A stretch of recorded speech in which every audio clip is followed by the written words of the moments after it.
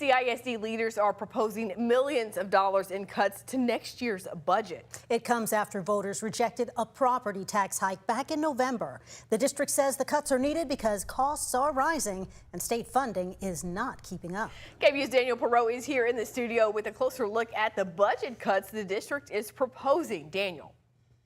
Ashley and Quita, since 2021, Hays CISD has been pulling from the fund balance, which is the district's savings account to maintain operations. But since then, they have depleted it.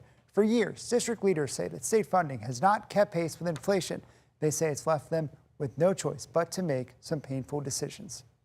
At Hays CISD, the halls are full and the district is growing, but we have to figure out how we can be sustainable. Hays CISD leaders are proposing $12.25 million in budget cuts for next school year. We hate to have to make these cuts, but unfortunately we just don't have the revenue to support what we've been supporting. Last year, state lawmakers passed an $8.5 billion school finance bill, increasing the basic allotment per student by $55. But Hays CISD Superintendent Eric Wright says that increase was not enough to keep up with rising costs. If we don't keep up with inflation, something's got to give, and that's why we are where we are right now. The district will eliminate or change 125 positions and suspend stipends for 970 other staff members. The majority of those positions are going to be collapsed through attrition, so that means people are retiring or leaving. We typically lose anywhere between 6 to 10% per year. The largest reduction, about $5 million,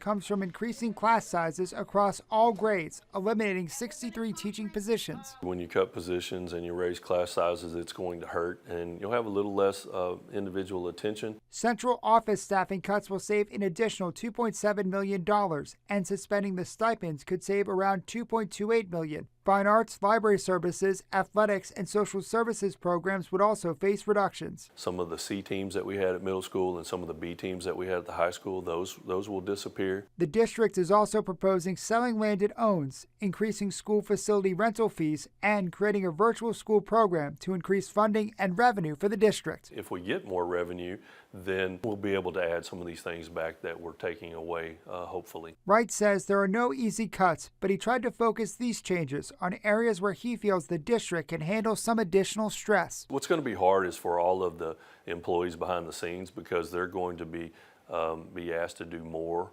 with less.